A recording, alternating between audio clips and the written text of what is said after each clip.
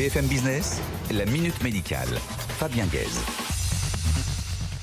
Julien Rousseau, bonjour. Bonjour. Alors vous êtes médecin nutritionniste et vous êtes un petit peu conseiller, même beaucoup même, conseiller nutrition du groupe Elsan, c'est bien ça? Tout à fait.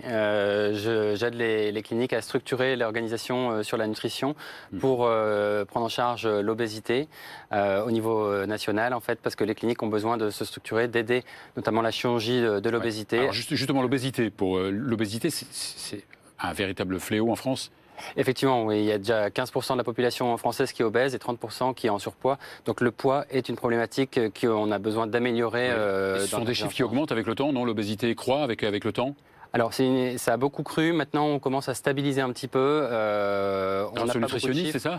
Alors malheureusement, pas forcément grâce aux nutritionnistes, mais parce qu'on a atteint des niveaux où finalement la culture, les plans d'action ont permis de stabiliser cette obésité, mais on a du mal à la faire descendre encore. D'accord. Alors parmi donc évidemment les traitements à la prise en charge de l'obésité, il y a la chirurgie bariatrique. Alors juste une petite définition de la chirurgie bariatrique. Alors la chirurgie de l'obésité, c'est une chirurgie qui permet de perdre du poids très très rapidement. Il y a différents types de chirurgie, l'anogastrique, la réduction de l'estomac, où on vient limiter la taille de l'estomac, ou une autre chirurgie où on vient réduire la taille de l'estomac et faire un petit court-circuit du tube digestif qui crée une malabsorption, qui entraîne une perte de poids rapide. Mais dans le temps, ces chirurgies, effectivement... Il y a des techniques qui sont certaines définitives, d'autres moins définitives, c'est ça? On s'oriente vers des techniques moins peut-être définitives? Alors ces techniques sont relativement, en fait, sont pas réversibles.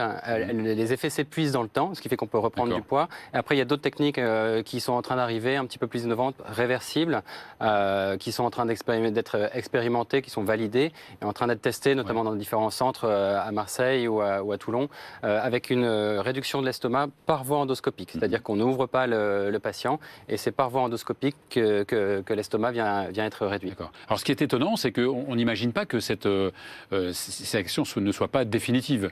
On a un espèce d'effet d'échappement? Alors effectivement, c'est pas encore très connu par la population, mais une chirurgie, en fait, ça vient réduire l'estomac, et au fur et à mesure du temps, c'est comme une cicatrice, ça vient gagner en souplesse, et au fur et à mesure du temps, en fait, ça laisse repasser les aliments. La nature reprend ses droits, effectivement, et donc là, un patient qui n'est pas préparé, il va reprendre progressivement du poids, et c'est d'où l'intérêt de l'encadrer, de préparer, de lui expliquer ces choses-là, de bien l'accompagner au niveau psychologique, diététique. Donc un véritable parcours de soins? Effectivement, en amont, mais aussi en aval. Et une chirurgie de l'obésité, ça doit être accompagné la vie durant, si on veut que le succès soit définitif. Parce que, alors cet accompagnement, il est psychologique, il est médical, il est physique? Il est assez global, parce que ce qu'on veut rééduquer, c'est pas l'alimentation en tant que telle, c'est un équilibre, un comportement global. Donc il va falloir travailler effectivement sur des aspects diététiques, pas du régime, mais réapprendre à écouter son corps au niveau de l'alimentation, au niveau psychologique, parce que c'est des patients qui ont aussi des problématiques psychologiques assez importantes, donc il faut bien les prendre en compte